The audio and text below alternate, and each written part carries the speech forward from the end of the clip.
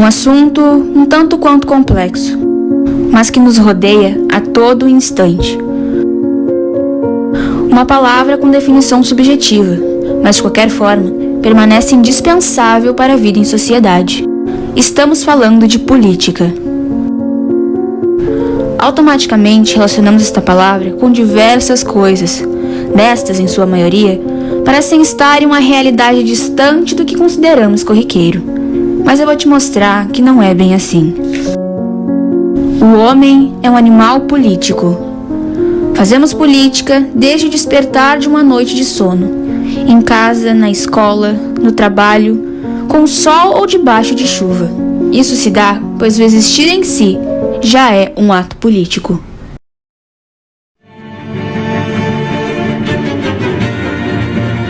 Vai todo mundo.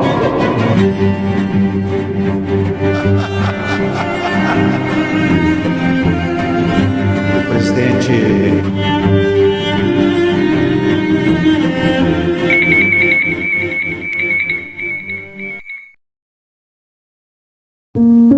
Em 2022, o povo brasileiro se regozija de um direito que antes fora motivo de luta, o voto direto. Quando se pensa em política no cenário brasileiro, as mais variadas opiniões surgem, umas decorrentes das transgressões daquilo que era dito justo, ou de figuras que foram adornadas por um heroísmo. Nesse cenário, uma aflição surge, e surgem três tipos de eleitores brasileiros. Aquele que talvez ache que anular o seu pensamento seria o melhor caminho, aquele que vai de fato votar, e o terceiro, que também pode ser o mais perigoso, é aquele que é levado pelo senso comum, um dogmatismo ingênuo. Com essa problemática, como ser um eleitor consciente? Nós temos como objetivo incentivar a sua criticidade, mostrar que o conhecimento pode sim mudar o rumo das eleições e o rumo de várias gerações.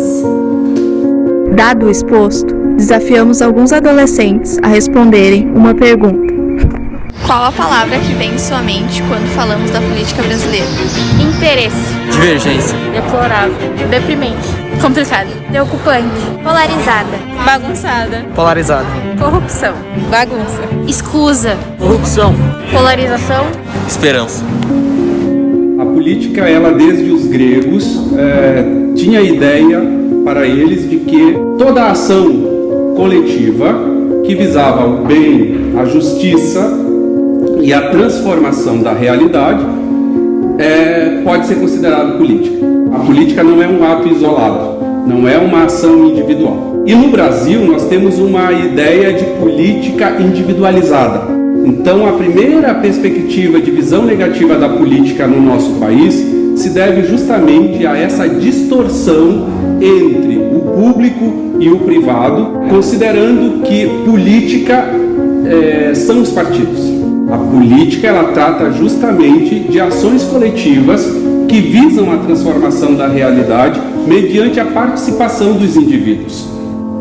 É entendível quando as pessoas em geral têm uma visão negativa do governo brasileiro. Não precisamos ir tão longe na história. Apenas voltando 30 anos, já se pode ver as mazelas e a insatisfação. Fernando Collor de Mello, 32º presidente do Brasil, defendia no princípio de sua propaganda política que combateria a corrupção por meio de sua eleição.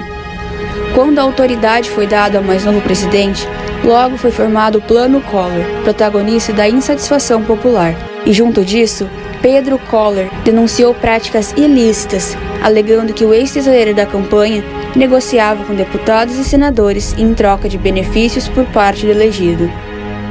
Após o impeachment de Collor, seu vice, Itamar Franco, tomou posse em 1992. O presidente do Supremo Tribunal Federal. Em pouco espaço de tempo, sofreu acusações sobre o envolvimento de ministros na corrupção. Já em 1995, Fernando Henrique Cardoso toma posse e permanece 2 mandatos na presidência, algo da qual não era permitido, mas foi criado durante seu governo para uma permanência maior. Algumas das problemáticas desse período foram a conveniência com a corrupção, no momento em que o FHC exigiu por decreto a Comissão Especial de Investigação, que antes tinha o dever de combater a corrupção, e a criação da Controladoria Geral da União, onde se especializou o abafo de denúncias. Fernando Henrique, presidente. Em seguida, após algumas tentativas anteriores, Luiz Inácio Lula da Silva teve em seu governo com grande destaque negativo os desvios de dinheiro e o mensalão, que foi a transição de fundos de empresas que faziam depósitos ao PT para a conquista de apoio político e ajuda financeira em campanhas eleitorais. Dando sequência pelo governo do Partido dos Trabalhadores, Dilma Rousseff toma lugar no governo em 2010, mas sofre impeachment antes mesmo de completar o seu segundo mandato, com alegação por parte dos juristas de que a então presidente havia cometido pedaladas fiscais, operações no orçamento público realizadas pelo Tesouro Nacional não previstas na legislação, que consistem em atrasar o repasse de verbas a bancos públicos e privados, com a intenção de aliviar a situação fiscal do governo e pela edição de decretos de abertura de créditos sem autorização do Congresso. Com a saída de Dilma, o vice Michel Temer assume, mas logo é acusado de corrupção e lavagem de dinheiro no caso dos portos, onde o atual presidente recebeu vantagens indevidas do grupo Rodrimar.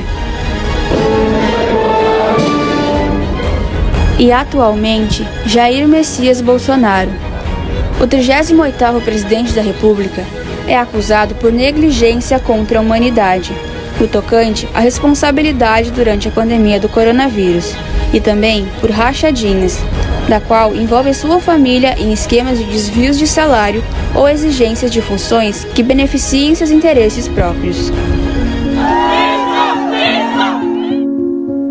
E nós temos aí uma trajetória no país de muita corrupção. A corrupção sempre fez parte da nossa discussão enquanto sociedade, enquanto nação, porque ela esteve sempre arraigada na nossa estrutura social. Muitos eleitores, entretanto, não acreditam ser possível a mudança da história do país. Porém, é de extrema importância a participação de cada brasileiro no nosso cenário político atual. Assim, o sentido da democracia está na possibilidade de o cidadão exercer a soberania popular, que se concretiza pelo sufrágio universal e pelo voto direto. Desse modo, no atual contexto político e social do Brasil, os dias destinados à realização das eleições representam um dos raros momentos em que todos se igualam, pois não há diferença de raça, sexo, condição financeira, classe ou grupo social, já que existe igualdade de valor no voto dado por cada cidadão. Somente através da conscientização, do que representa a política de fato, entender que nós somos seres políticos e fazemos política a todo momento, até na omissão nós fazemos política, e entender que a política ela não se limita ao processo de eleição de 4 em 4 anos, intercalando ali presidência, prefeitura, entender que a nossa participação na sociedade é política, ela começa por aí, e isso faz parte do processo de conscientização, eu me sentir pertencente não apenas no ato do voto, mas através das práticas que eu desenvolvo no dia a dia. Mas com relação à questão das eleições, que eu acho que também é um dos focos do trabalho de vocês, até porque também estamos num ano de eleição, é fundamental que esse voto consciente ele seja de fato praticado. De acordo com o que vimos até aqui, podemos perceber que política não se resume a partidos políticos.